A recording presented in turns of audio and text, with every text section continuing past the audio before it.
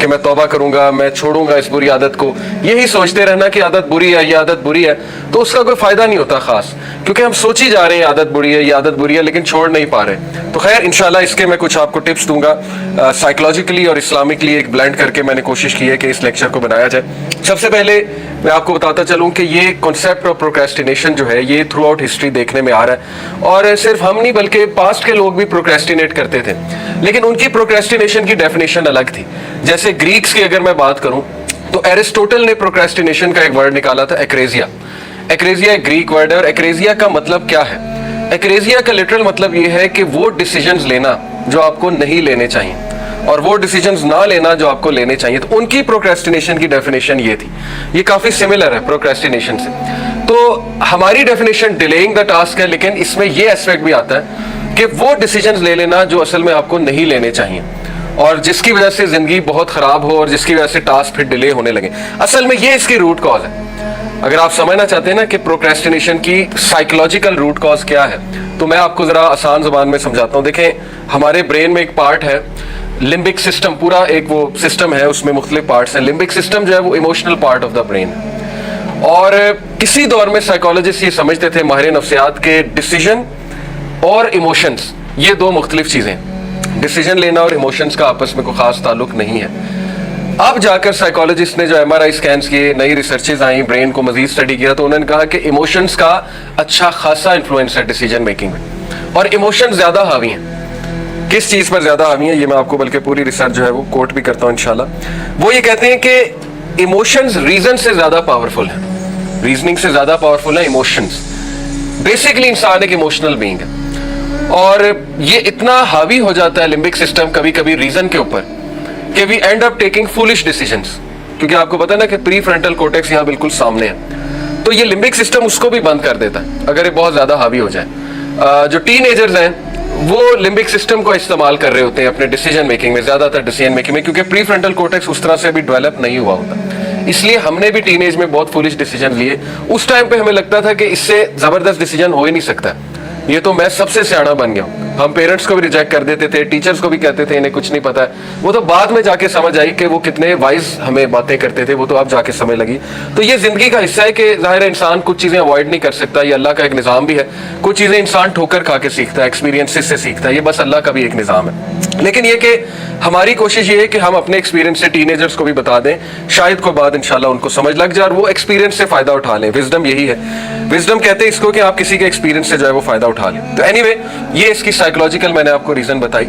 Root cause इसकी ये है कि इंसान फुलिश डिसीजंस ले लेता है या एक ख्याली पुलाव पकाता है बिकॉज ऑफ बीइंग इमोशनल, और इंसान एक वे आउट ढूंढता है, डिफेंस मैकेनिज्म की तरफ जाता है। जैसे जब इंसान पे को बहुत स्ट्रेस आए, फ्रूइड एक साइकोलॉजिस्ट था, उसने 14 डिफेंस मैकेनिज्म्स बताए कॉग्निटिव डिसोनेंस को रिड्यूस करने की। कॉग्निटिव डिसोनेंस ज़हनी तज़ब्ज़ुब को कह लें उर्दू में। तो उसने कहा कि इंसान जो है वो चाहता है कि वो स्ट्रेस को रिड्यूस करे, उसके अंदर एक मैकेनिज्म है। तो वो 14 डिफेंस मैकेनिज्म्स है, उनमें से एक डिफेंस मैकेनिज्म ये है कि वो स्ट्रेस को रिड्यूस करने के लिए उस चीज़ का इनकार कर देता है, डिनाइल में आ जाता है। जैसे मिसाल के तौर पर स्मोकर्स हैं, उसने कहा कि स्मोकर्स को पता है स्मोकिंग गलत है, वहाँ पिक्चर भी लगी है, इससे लंग कैंसर होता है, साइंटिफिक रिसर्चेज मौजूद है, नुकसानदेह, स्लो डेथ है, सब कुछ सामने आ गया।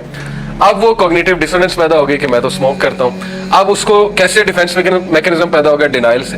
डिनाइल क्या है? रिसर्चेज झूठी हैं, बातें हैं, ऐवी लोगों ने बनाई हैं। मेरे सामने 100 बंदा सिगरेट पी रहा, आज तक एक नहीं मरा, इस तरह की बातें, ठीक है ना। तो इसको वो कहता है ये डिनाइल है, कि डिनाई कर दिया, टोटली डिनाई कर दिया, हालांकि फैक्ट्स मौजूद है और भी बहुत है। तो बहरहाल प्रोक्रेस्टिनेशन भी एक डिफेंस मैकेनिज्म है। किस चीज का डिफेंस मैकेनिज्म है? कि उससे टास्क नहीं हो रहा, तो अब बजाय कि अपनी नलायकी को हम एक्सेप्ट करने के, हम कहते हैं कि नहीं ये टास्क मुश्किल है, टास्क को डिनाई कर देते हैं, कहते हैं कि फिर कर लूंगा। वो 4 तरीके हैं उसको डिनाई करने के। वो 4 तरीके इंशाल्लाह मैं आपको बताता हूँ, जिन्हें हम कहते हैं 4 टाइप्स ऑफ प्रोक्रेस्टिनेशन। बड़ी इंटरेस्टिंग है। हमने ये देखना है कि इनमें से हम कौन है, ठीक है। हो सकता है हम इनमें से कोई एक हो। सबसे पहला जो प्रोक्रेस्टिनेटर है वो है द परफॉर्मर। ये कुछ नाम दिए हैं साइकोलॉजिस्ट ने, हार्ड एंड फास्ट रूल्स नहीं है, आपको मुख्तलिफ आर्टिकल्स मिलेंगे, हो सकता है ये टाइप किसी और नाम से हो, लेकिन एनीवे क्रक्स यही है। द परफॉर्मर वो वाला प्रोक्रेस्टिनेटर है जो 11th आवर मैन है। 11th आवर मैन होता है जो कहता है जी कि मैं आखिरी घंटे में सब कुछ कर लूंगा, और वो कर भी लेता है और वो बड़ा खुश भी होता है, अच्छी बात है। लेकिन वो ये नहीं सोचता कि ये सेल्फ सस्टेनिंग नहीं है, ये मॉडल, इसकी सस्टेनेबिलिटी बहुत वीक है। और ये मैं आपको आर्टिकल्स से हट के बाद अपना पर्सनल एक्सपीरियंस बताता हूँ, अपनी पर्सनल ऑब्जर्वेशंस। میں نے کئی لوگ دیکھے ہیں اپنے ورک پلیس پہ جو جاب سے نکل جاتے ہیں الٹیمیٹلی اس عادت کی وجہ سے, کیونکہ وہ 11th آور مین ہوتے ہیں, ان کے ساتھ کوئی چل ہی نہیں پاتا, لوگ فرسٹریٹ ہوتے ہیں, وہ اپنی پیس سے چل رہے ہوتے ہیں, وہ چل بیٹھے ہوتے ہیں, باقی پینک ہو رہے ہیں کہ بھائی ایونٹ آ رہا ہے, تمہارا بیک اپ کیا ہے, یہ کیا, وہ کہتے ہیں سب ریڈی ہے, اور وہ کر بھی لیتے ہیں ایٹ دی اینڈ, لیکن یہ کہ وہ ٹیم پلیئر کبھی نہیں بنتے. اور یہ یاد رکھیں کہ اوپر جانے کے لیے you have to be a team player.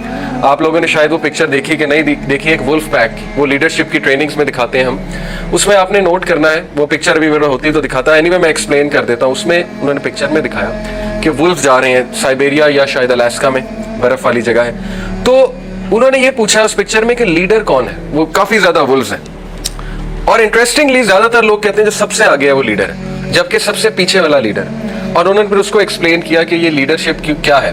انہوں نے کہا کہ یہ جو سب سے آگے ولفز ہیں نا, یہ بیمار ولفز ہیں, اولڈ ولفز, اور جو سب سے تگڑے اور سب سے زیادہ ایکٹیو ولفز ہیں وہ اس نے اینڈ میں رکھے ہیں, اور کچھ بیچ میں رکھے ہیں, یعنی وہ ڈیزگنیٹ کیا ہوا ہے بیچ میں, اینڈ میں, خود سب سے اینڈ میں. خود سب سے اینڈ میں اس لیے ہے کہ پیچھے سے کوئی اٹیک ہو تو سب سے پہلے خود سیکریفائس کرے. آگے سب سے زیادہ اس نے جو ہے وہ اولڈ ولفز اس لیے رکھے ہوئے بیکاز دے ول سیٹ دا پیس. اگر تگڑے آگے ہوتے پیچھے والوں نے کمپلیکس سے ہی مارے جانا تھا اور انہوں نے آگے چلنا ہی نہیں تھا, وہ پیچھے رہ جاتے. یہ کون سی لیڈرشپ ہے؟ زیادہ تر لیڈرشپ یہی ہے ہمارے اوور آل, کہ سب سے جو تگڑے ہیں نا وہ ان کو سب سے آگے رکھا ہوا ہے. اب وہ جو بیچارے ویک ہیں ان کا کیا قصور ہے, وہ تو پھر پیچھے رہ جائیں گے. تو یہی تو ویسٹرن کٹ تھروٹ تو یہی ہے نا, کہ ویک جو ہے وہ مارا جائے, بس ٹھیک ہے, یہ اس کا قصور ہے. بٹ اینی وے, تو یہ ہے اصل میں بات کہ جو میں پوائنٹ ایکسپلین کرنا چاہ رہا تھا. تو پرفارمر ہے وہ اپنی طرف سے پیس پہ تو چل رہا ہے, لیکن وہ اچھا ٹیم پلیئر نہیں ہے. یہ اس کو the sooner that person realizes the better, وہ مار کم کھائے گا. پروکریسٹینیٹ وہ کیسے کرتے ہیں؟ وہ پروکریسٹینیٹ ایسے کرتے ہیں کہ میں سب سنبھالوں گا, ڈونٹ وری. ٹائم ضائع کرتے رہتے ہیں. چلو آپ کر لو گے اینڈ میں, لیکن کئی بار آپ ٹھوکر بھی کھاؤ گے.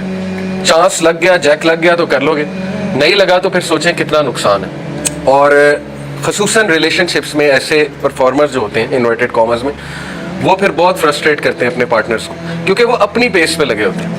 اور اس سے یہ ہے کہ ٹرسٹ بریک ہوتا ہے اگلوں کا, آپ کا اپنا امیج خراب ہوتا ہے کہ یہ تو چل ہیں وغیرہ وغیرہ. اس لیے that is the first type, یہ پہلا ڈیفینس میکینزم ہوتا ہے کہ میں سب کر لوں, کر لیا تو کر لیا, نہیں کیا تو مسئلہ. اور کچھ لوگ جاب سے بھی پھر نکل جاتے ہیں. اور یہ والی جو چیز ہے نا, یہ میں آپ کو بتاؤں کہ بڑی خطرناک ہے یہ ڈیفینس میکینزم, کہ بہت سے میں نے دیکھیں, ہمارا کام ہے ایڈوائز کرنا.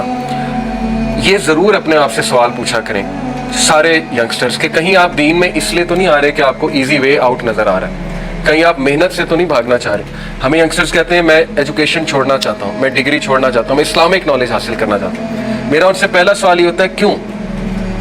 کہیں اس لیے تو نہیں کہ آپ کو وہ ڈگری مشکل لگ رہی ہے, آپ محنت سے جان چھڑا رہے ہیں, آپ کو اسلامک شوشہ نظر آ رہا ہے, مطلب ایک وہ والنٹیئر میں آپ کو مزہ آ رہا ہے, اس لیے تو نہیں ہے.